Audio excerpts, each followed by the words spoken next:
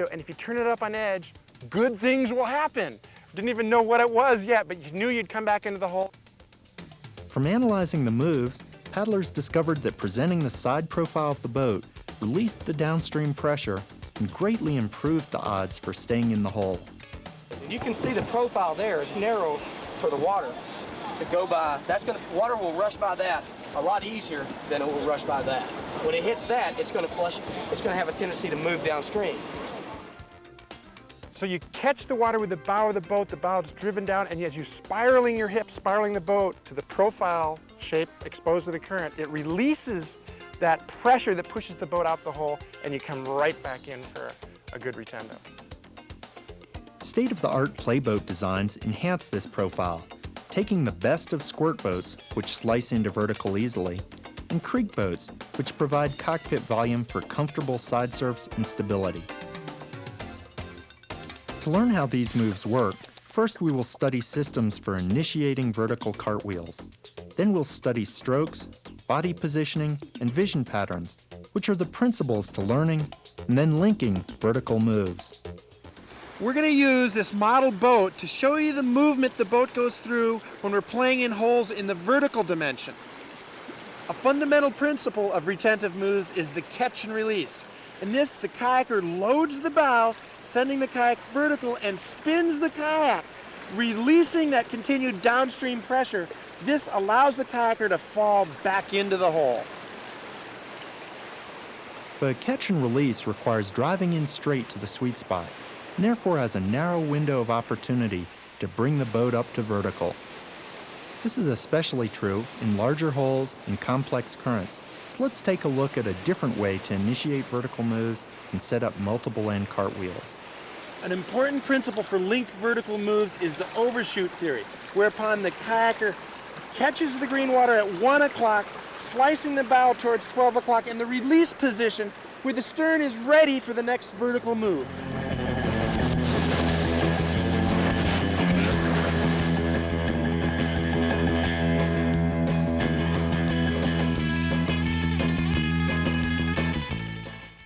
We'll frequently use a clock face to describe the angle of the boat relative to the upstream current. Straight up into the grain of the current is always 12 o'clock. It's important to note that every position in the hole can have its own clock reference. Instead of loading and then releasing while pointed to 12 o'clock with a catch and release, in overshoot you slice on edge into 12 and vertical at the center of the clock. Some paddlers call this overshoot because you will often take the bow past the sweet spot at 12, then slice the bow back into the green water at 11 o'clock, edging it in until it reaches vertical. Overshooting the sweet spot helps you wind up to create momentum, like cracking a whip. This action generates considerable momentum in the direction the bow needs to go, even before the water loads on it. Here's a different way to look at it. The bow gets a running start before it engages at 11. This approach blends the loading and releasing into one smooth motion through the sweet spot. You control the boat's angle of attack with your edging. If you engage around 1 o'clock, the same principles apply, but you work off the opposite blade and edging. You don't have to approach from the side to get the overshoot. From almost anywhere along a hole, you can overshoot and slice the momentum of a spin into the vertical realm.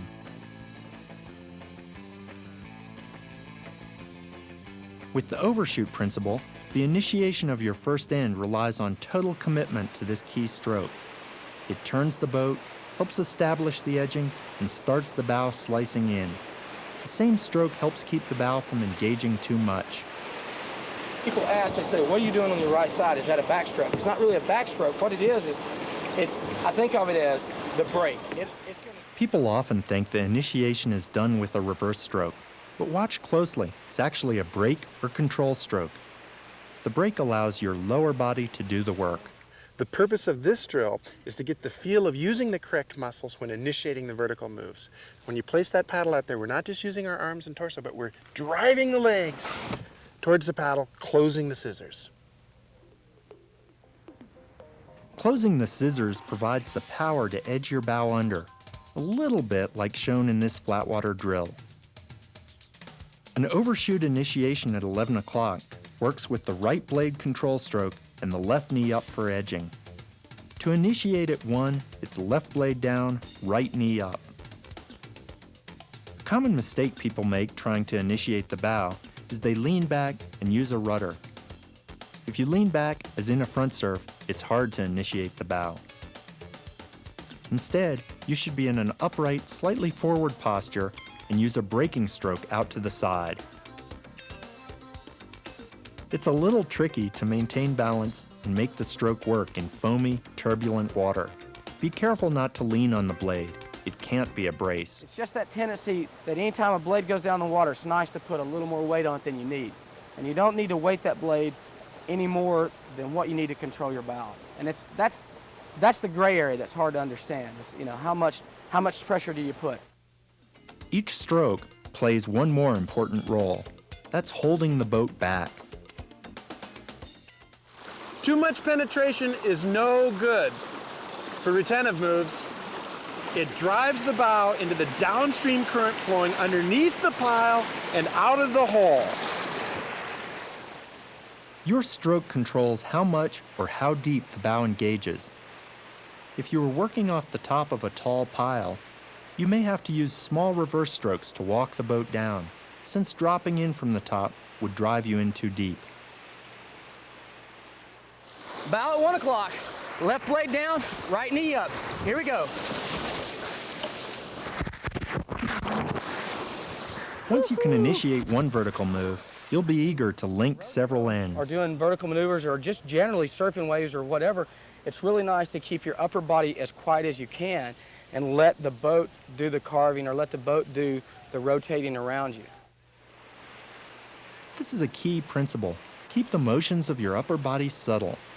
By using your lower body to power the stroke, you keep your upper body quiet. As in enders and pirouettes, the big push body twist was great, but in retentive moves, you don't need it. It's not only not great, it's bad. It's extra momentum that you have to deal with as you try to come back down to the hole. You only want enough head and torso motion to engage the ends and maintain balance. In the disorienting world of cartwheels, it's good to have a clear system for maintaining balance on edge. One way is to learn how your torso relates with the cockpit area. This might look like an extreme position, but you'll need this curled up position to stay in balance if you're on this sort of edge. Practice which knee holds the balance to improve your strength and flexibility. If you're driving with the back of your boat, it can be in a cartwheel, it can be in a back surf, it can be running rapid backwards. If you're driving with a different end other than the bow, you should be looking over your shoulder. It's not enough to sneak a peek over your shoulder.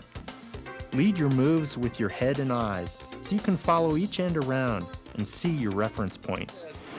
Look with your eyes and lead with your head. And the reason I say look with your eyes is I actually see people kind of leading with things, but I've looked in their eyes and they're looking the wrong way. So you physically want to watch each end of your boat with your eyes, and you always want to lead the move with your head. So you're trying to focus in on the foam pile and the green water where it meets the bottom of the foam pile at the bottom of the hole. Those two things are pretty key in initiating your moves and staying in the hole. While you're airborne, try to keep your head and shoulders centered over the crease between the pile and the green water. You want to land in a spot that captures you in the hole. The further you move away from this capture zone, the lower your odds of landing a retentive move. With good visual landmarks, you'll know when to use forward or reverse strokes to reposition on the pile. Mark, a lot of my students are starting to do this stuff, but they're running blind, they're not using the head. Right. And they're doing it so they're stoked. But I'm saying we need to activate this head action even on the flat spin and the early cartwheels so it leads them to doing these multiple ends. Right.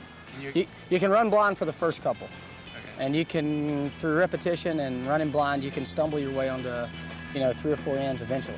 But if you can get the basic principles down that we've been talking about and you can get those going, you're going to start really nailing your 2-end cartwheels and you're going to be on your way to your 3rd, 4th, 20th end a lot faster.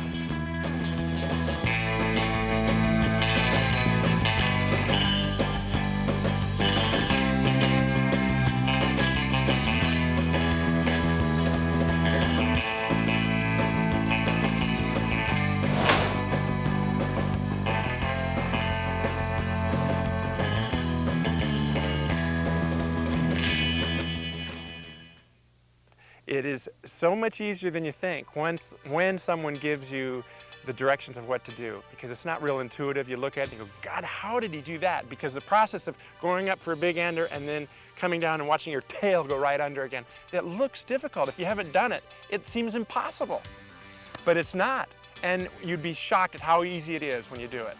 And you go, whoa, I can't believe it. You're high the whole rest of the day just doing your first one. One of the best places to learn and apply the feel of hitting multiple ends is at a small pour-over or ledge, rather than at a hole. By working your way up the eddy behind a pour-over, you get a little more time to set up and recover. It's a perfect place to learn.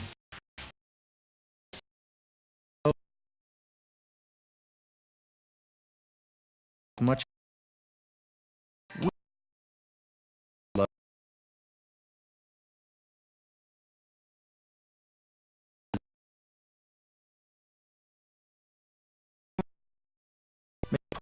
string.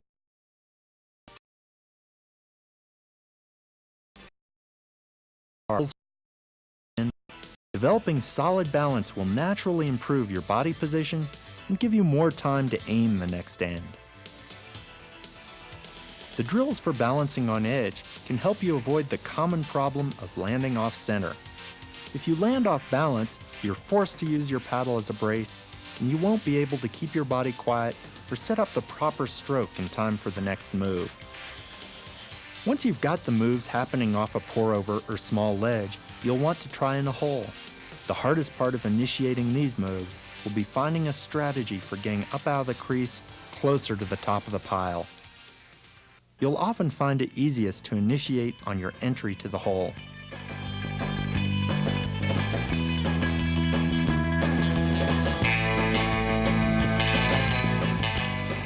Now let's look a little closer at the follow-through for hitting your third, fifth, and multiple ends. It goes pretty fast, working strokes to engage each end as it comes around. But while you guide each end through, it's important to keep your front to back movement in this range. Don't let your body motion get extreme like this. Minimizing your body movement and timing your strokes is a critical part of hitting your third end, which is where a lot of people have trouble. The stern of your boat is small and slices through the pile easily, so if you're too far back, it's easy to get stuck on the stroke for bracing. You'll either wash out, hung up on your stern, or the bow smashes down unweighted because you're out of balance. You got your kayak, you got your bow, and then you've got your stern. And you got this, you want to have your body in this upright, neutral position. And anytime you want to initiate the bow, you come to the slightly positive position. Anytime you want to initiate the stern, you come to the slightly negative position. And realize that if you start making huge body changes, you go positive, and then have to throw the stern, you have to come this big negative, positive, negative, you start making these huge body gyrations, the boat eventually outrun you. If you're too far back or too far forward for any one end, you'll miss the strokes to bring the next end through. As soon as you see one end hit, you're done with it, so get off your stroke and lead around with your head to get to the other end. It doesn't matter which side. A cartwheel goes push, pull, push, pull. So I'm not sure everybody realizes that. So as you push, and once again, the push is not a reverse stroke. It's just a controlled stroke that lets you know when and where your bow is going to initiate. And then as your bow comes through the water, and then as your stern starts to fall through, you're watching it. When you watch it hit, you reach and you pull. And you've got gravity helping you. The stern comes through, and then once the stern comes through, you're going to immediately get off of that end and get to the bow for your third end. Keep checking on your reference points in the hole. As you start hitting multiples, you'll find that the boat has a tendency to wander out of the hole. You kind of catwalk. As you start linking ends, there tends to be this lateral movement to catwalk, and you have to just like catwalk, you know, when you catwalk a refrigerator or something like that. And that's essentially what's happening, because rarely are you perfectly vertical and able to hit in the exact same spot. There'll be a little bit, you'll be a little past or not quite, and when you hit that, as you keep hitting at different angles, you kind of move laterally.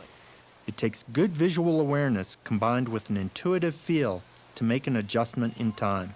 You either have to readjust your positioning when you're vertical to try to push back into the hole, and a lot of times you can do that by, as you're going vertical, shoving in one direction to take you in the opposite direction. And the other things are just to kill the move and flatten out. So right as you're coming around, as your bow or stern comes around, rather than going for the next end, you just flatten out and then shove yourself back in the hole or pull yourself back in the hole.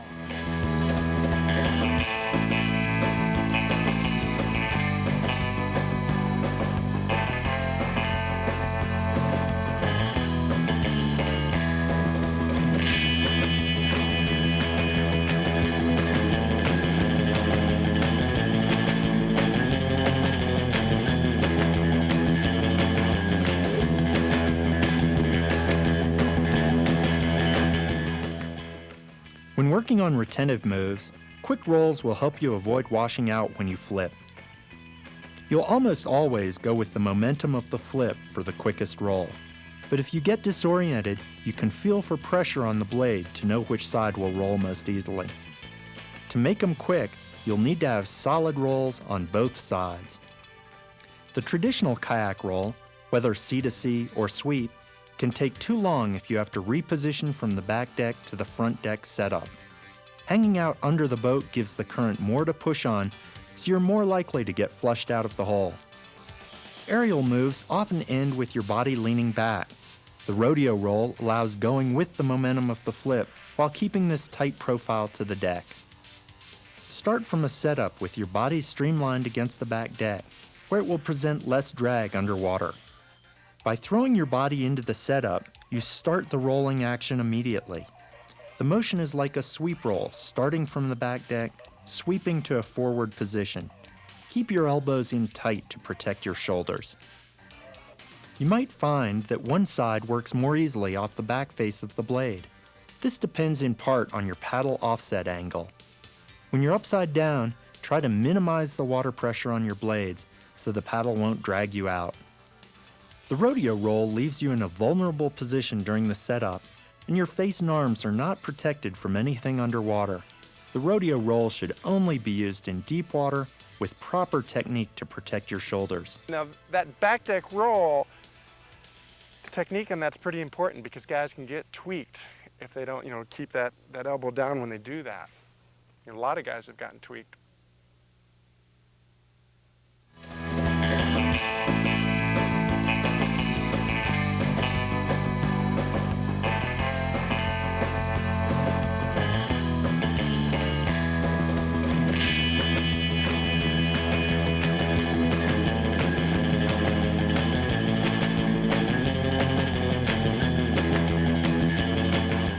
Cartwheel is a completely vertical move, initiated at 1 o'clock, slicing in towards 12, and the bow exiting at 6 o'clock, allowing the stern to slap in at 12 o'clock for 2 points. You already know the principles of this basic vertical cartwheel. By applying this understanding, you can analyze and learn just about any move. Figure out the path the end takes through the water, since this dictates the end in the air. Then work backwards to figure out what you need to control to make the move happen. Usually it's a combination of stroke, edge control, and body position that determines where you engage, load, and land. These variables create a spectrum of elevated spins, partway between a 360 spin and a fully vertical cartwheel. If you go more than 45 degrees, it's commonly called a whippet. Less than 45, it's a McTwist. Let's look at the low-angle McTwist, typically started near the sides of a hole. You control the elevation of the move by your edging and where you engage. Engage at 11 and take the bow towards 10. You'll get a similar move if you engage at 12 towards 1. This sometimes happens if you miss your aim for getting vertical. You'll use less attack angle on your edging than you would slicing in deep like you would for a cartwheel. It's the loading of the end that gives you a little elevation. These moves go with the current, so they don't load as much as when you go against the current.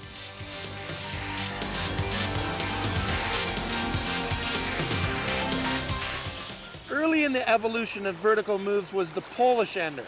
The kayaker would paddle up in the hole and drive the bow in at an angle into the green water, entering the kayak, and just before the kayaker would land upside down in the hole, he would reach for the foam pile with his paddle and his upper body, flicking the hips and the boat would land side surfing into the hole upright.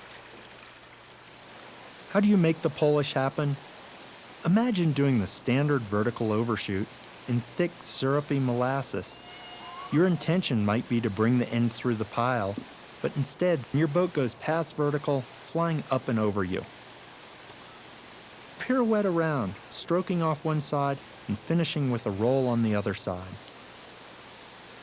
The stern is lower volume and shorter. It slices and initiates easily, so there are lots of moves off the stern. Whatever can be done off the bow can be done off the stern, but there are some obstacles. For one, you can't see as easily to initiate. Secondly, leaning back and working backwards tends to impair your balance. If you engage an end at 1 and slice into the profile position at 12, what will you get? Big air, right? That is how you initiate this easy and dramatic move. It starts like a failed exit from the hole. Essentially, you fail to climb out to the release point of the hole. Instead of the end clearing water, catch your stern to engage it. You'll be on the power face of your blade, so it's easy to control. The boat tilt, the point of engagement with the green water, and the strokes will define exactly what sort of move you get. You can get the profile shape off either edge and blade. Squirt boaters call anything past vertical, where your body goes under the boat, a screw-up.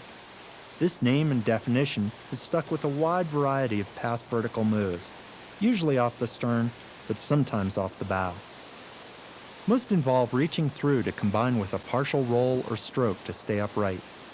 If you go under the boat, or the boat goes over you, it's a screw-up. Often this will wash you out of the hole.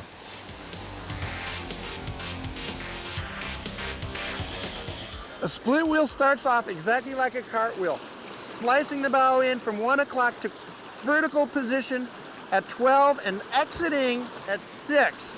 But as the stern starts coming, slicing in for the next end, you switch edges of the kayak and it slices in on the opposite edge. The bow flies up ready for the next vertical move. Try to think of cartwheels and split wheels as vertical moves that start out similarly, but differ in their degrees of rotation. In a split wheel, the same knee is engaged and the same blade does the work for both ends. This differs from cartwheels, which engage opposing knees and opposing blades for each ensuing end.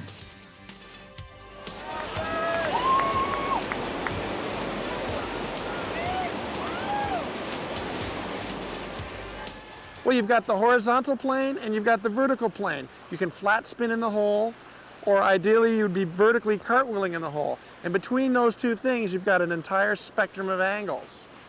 And what the bow is doing in the current determines what the stern is doing in the air. Sort of angle in equals angle out. There's a lot of confusion on the names of rodeo moves because of almost infinite possibilities and many vague definitions. All of these moves happen pretty quickly, so just enjoy them. No learning stress, just fun. Work your set of stroke drills and balance so you can make more happen. Aggressive play paddling generates a lot of torque on your body. Warm up properly, use a boat sized for you, and consider using small blades and paddle shafts. There's no substitute for practice and study. Video yourself and your friends. Watch the video several times to develop your eye so you can identify your own mistakes. Visualize hitting lots of ends, be patient with your learning process, and most of all, have fun. Let's be real, you aren't going to learn these moves simply by watching a video. But with little practice with some of the tools we've shown you, you'll be hitting ends and shredding up waves like never before, thriving on the art of precision play paddling.